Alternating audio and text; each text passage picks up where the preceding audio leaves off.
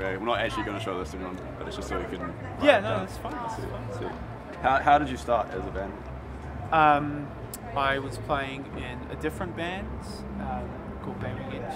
I was touring overseas, and I ended up just writing a lot of music on my laptop on GarageBand and Logic, that kind of stuff. And then I left Banging Edge and I came home and I had all these songs. I just wanted to see what they would sound like, you know, with 4 people playing them.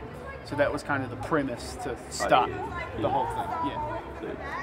And where did you get your name from?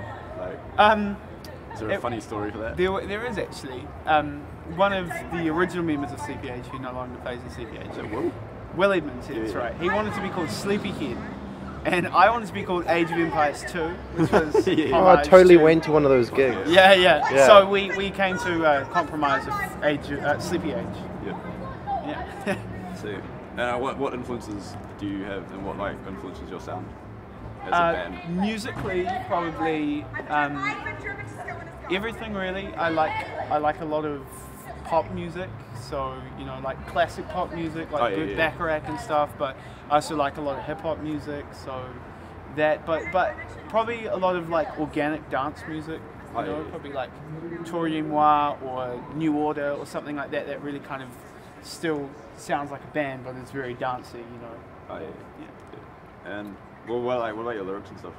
Lyrically, everything really. I guess it's strange because sometimes you write lyrics and you think there's not much meaning behind them. And the more you sing them, the kind of more the lyrics come to mean something.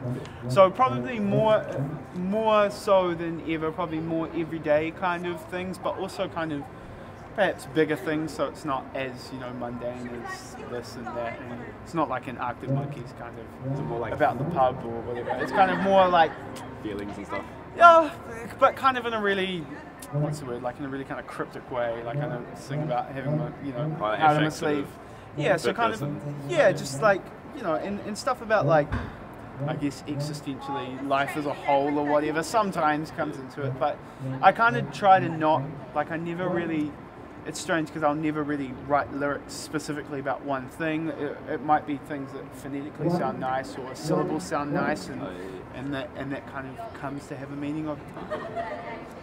And how did the Rebel sessions impact you or your band as exposure and such?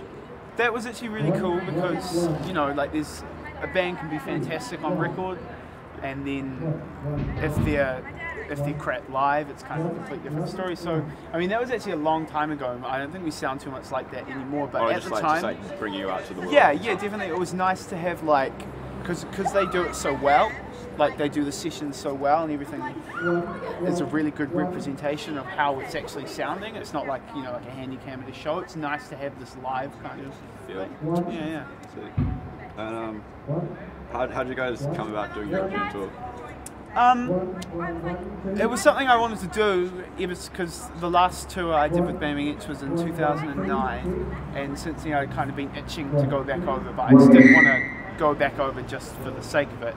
So I slowly built up little, just talking with people that I knew from Banging Edge or friends that had moved over there, and kind of built up this little arsenal of people that could help in each different little place.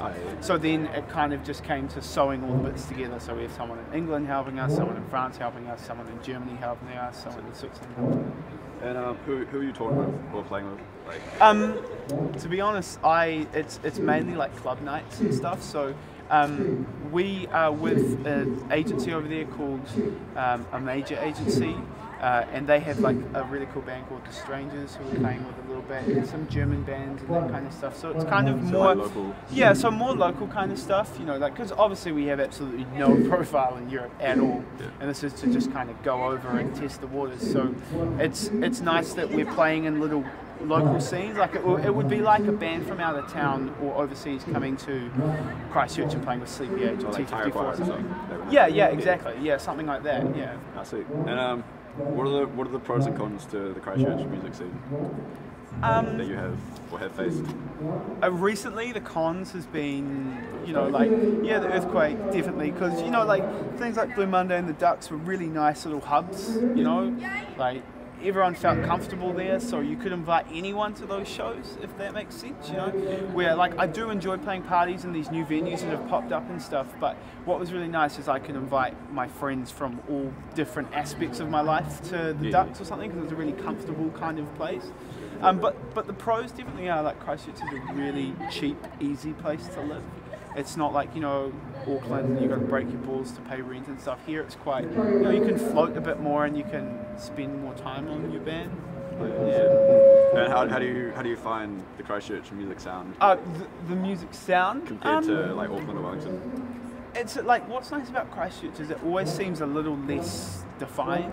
You know, like Auckland goes through little phases. I mean, from, you know, this is purely from looking at it from down in Christchurch. It seems a bit more kind of, you know, phasey, and that's really cool because you have the sprout of these, you know, certain kind of bands. But Christchurch just always seems to be like you can't pin down a Christchurch different vibes. Yeah, totally. And that makes for really cool shows. Yeah, I get it as well. But yeah, no, sweet. Cheers, bro. Cool. Awesome. Cool, thank you. No problem. Thanks so much.